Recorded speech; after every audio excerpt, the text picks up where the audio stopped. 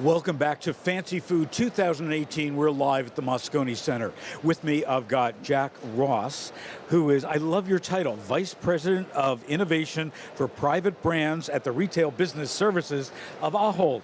Yes, a very long A very long title. I've got to see your business card to see how you get it all fit. Yeah. But we're going to talk about the future of food, and certainly when we look at innovation, the reason that so many people come here and so many people in your position is see what's next. What are those ideas that these tiny little companies that are doing something in their garage, you know, are really something that can attract your eye. So first, before we talk about what you think the future is going to be, and you haven't had a chance to walk around the show floor, but what are you looking for as you do walk around the show floor? So within the role that I have, Retail Business Services supports our great local brands. So we've got 5 big supermarkets on the East Coast, all part of Ahold Delhaize. And I'm looking for things and items and ideas that are going to excite the customers in each of those great local brands. So when you talk about local, Yep. are you really getting hyper-local saying, well, this product could work at Stop and Shop. This product could work, and maybe not even the whole chain, Correct. but really this could work at 10 Stop and Shops. Yep, absolutely. And I think by having the brick and mortar stores, and we also have our e-commerce with Peapod, Yep. yeah. But with the... And by the way, Peapod is still the best. They were the first ones. They do a fabulous job, and they train their drivers. They're doing great. And Tony was here last year, Yes. I know. So, he was on and my retailer panel. I Yeah. actually work very closely with Tony in helping develop specific items for Peapod, which we then can almost use as a test bed quite often as well. But going back to what would work in our individual stores, yes, you're quite right. Our customers are quite, very specific about what they look for. And there are some things that are the same across all of the stores, from up in Maine all the way down to sort of South Carolina, if you like, in our Food Line stores.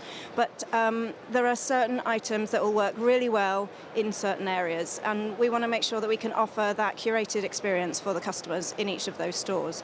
So I'm hearing the word curated a lot, probably in the past 2 years, from a retailer standpoint. And again, having grown up in this industry, I remember when, as a sales guy, I would go to a buyer's office, I'd wait there for 3 or 4 hours, and the only conversation was about price. Yeah. I mean, that was it.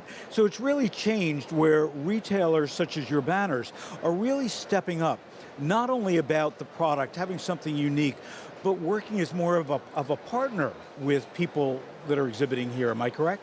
Yeah, absolutely. We want to be able to offer the customers in each of our stores that experience, that because they've made the effort to go to the store, they want to enjoy that experience and also find products that mean more to them personally as well. So do you have a list in your briefcase of what you're looking for? There are certain product areas that I'll be looking for innovative ideas in those, but really I think when you come to a show like this, there's quite often that, that really surprised me, or I wasn't expecting to see that, and that's what I really like about going around the different booths and seeing what the different people have to offer. And sometimes it's not what they've got at the forefront of their display, but some of those little things that might not necessarily be hidden at the back, but not right at the front. And maybe not ready to come to market yet, and they just wanted to show it to people like you and test the idea. Yeah. So back to some of those product categories. What's on your list that you're looking for over the next 3 days? Well, I don't think it's any surprise, because I think you can see that with, especially if you look at some of the trends and some of the private label opportunities that are being explored in Europe, and we have a lot of experience in Europe as well, obviously. But you can see the plant protein and the plant meat replacement, that aspect. But it's how do you make that tasty? How do you make that more acceptable, more approachable for a customer? So some of those things, some of those ideas. And also, I would say, just the expansion of some of the global flavors. How are people applying them in different ways to products? And I'm sure Korean is going to be hot because of the Olympics. Well, yes. Yeah, we're probably going to have more Korean food than anybody knows what to do with. It's similar to when the Olympics were in Brazil, I think, as well. We saw one explosion of some of those flavors at that time. But then talk to me about that. We see an explosion of it, and then does it just wane off as the Olympics go away, or? I think there are certain aspects that stay. So if you think about maybe Thai food, most people will be able to understand and would taste a Thai green curry, say. But there are lots of other dishes that are very unique and very much part of the sort of a Thai cuisine, but they aren't as readily available, and people don't really warm to them as much, maybe. Right. So I think it's more one or two of those different flavors staying around, or dishes staying around, as opposed to the whole range of those. So I'd like to talk about store brands for a moment. Yeah. I'm sure you saw a couple days ago Aldi, announced that they're going to have a vegan, Yes. store brand line. I remember the days when A&P, the once great retailer A&P, had started, this probably goes back 30 years ago, with Master's Choice. So they had Ann Page, I forgot what their comparable one to national brands were, and then Master's Choice, which was more expensive and much more curated than the national brands. And at that time, everybody looked at it and said, wow. And then we had Loblaws would come out with President's Choice. And now we're 30, 35 years later, and we're still seeing more growth in store brands, more innovation in store brands. Are we going to see that continue, and along what lines? Definitely. Within our range of products, we have a number of, I suppose, brands, and they allow us to give different types of products at those different price points as well for customers. So within the private brand range, we have Taste of Inspirations, which is our opportunity to give innovative but also premium products. But equally, the majority of our products are sold in the banner brands, be that under Hannaford, Stop and Shop, Food Lion, whatever. And you can do some really innovative development in there that still has that very good value, approach for the customers as well. So I guess that's where most of the product development occurs, but also our Nature's Promise line, which is free from and organic. That's definitely an area that we're seeing huge expansion in, and we're building that brand ever more with probably about 1,500 lines in that. Items in that as well. So it's amazing to me how long certain things take to happen. Yeah. You mentioned Food Lion. So I remember Food Lion when they opened up Bloom, which was, a new concept, more fresh foods, and every piece of technology that was known to mankind. I mean, they had cash registers there that were wireless. And again, I'm going back probably 15 years, that were wireless cash registers, so that when it was busy in the deli department, for example, someone could wheel over that and just check out people for lunch. Or if they were having a sale of beverages or firewood or whatever in the parking lot, they could wheel it out. And talk to me about why, again, because you live and breathe innovation, why does it take so long for these things to become mainstream? Is it because we as consumers aren't willing to accept it yet? I mean, now we all live with our iPhones and iPads, but I remember, the Apple Newton, and, it bombed. Is it because of us consumers, or does it just take that long for innovation to become mainstream? I think it does take that long, but what you have to do with innovation is make sure it's meeting a need that exists, and sometimes... And not just coming up with a great idea that nobody cares about. If you talk to, I haven't, but I've read a number of articles, especially someone like James Dyson, when he talks about innovation, he would say he had at least 1,000 ideas before he came up with the Dyson that you have now. And so you have to be prepared.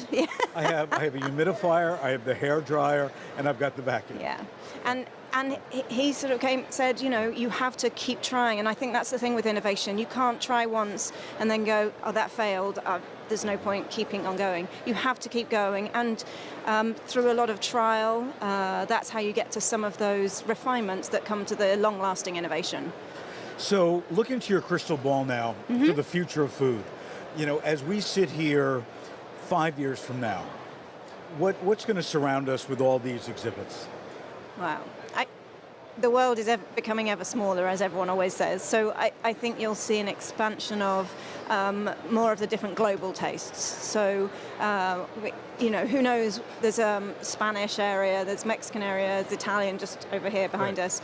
But what are the other areas that could be there? I think that's definitely going to be we'll see that as well.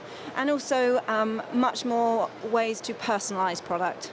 So how does a customer personalize a product? Yeah, so talk to me about that. I mean, you're seeing everything from DNA tests now, like from Habit, where, I can give them my blood and other DNA, and then they'll give me back personalized nutrition of what I should be eating. Yeah. Are we talking about that, or other less scientific ways to personalize, whether it's in store or online or at home? I think it probably will be, in 5 years' time, less scientific areas. I do think a lot of that will come eventually. But in terms of personalization, it's more about not defining the entire meal, for instance. So if a customer wants to put together their evening meal, then giving them the opportunity to have more than one choice. So how do you personalize that to yourself? Or having different sizes of packets. That gives you that opportunity to not have to buy one big pack with 50 things in it when you can buy much smaller packs as well. So we're not talking about personalization for my DNA as much as in everyday life, having the right size package, the right flavor. If we're having dinner and you only like seafood and I only like beef, Correct. having that choice and being able to do it at home affordably and intelligently without having a lot of waste. Yeah, and the key thing is, don't forget it has to taste great. Has to taste, that's always number one. Yeah. There's no question about it. And a lot of things fail if you forget that one aspect. You focus, you can see there are a number of past failures, I suppose, where people forgot about that really key element. It has to look and taste great, because that's the first thing that we all will look at. And I think also when it comes to health and wellness, we've really seen a lot of missteps on that. And I think about oat bran, for example, where the oat bran everything was oat bran and people couldn't even digest that much oat bran, and it really didn't taste like much. And that has faded away a bit. And if we look at a lot of the ancient grains now, whether it's, amaranth or quinoa or whatever, it really is that balance of taste. So I think, a lot of people very expensively have forgot that, as well as, New Coke, that probably being the most expensive one. Yeah. Well, Jack, thanks so much for joining us. It's No really problem. a pleasure Great to meet meeting you as well. I'm going to follow you around the show floor. I'm going to see what you pick up, because that's going to be what's next. We know it.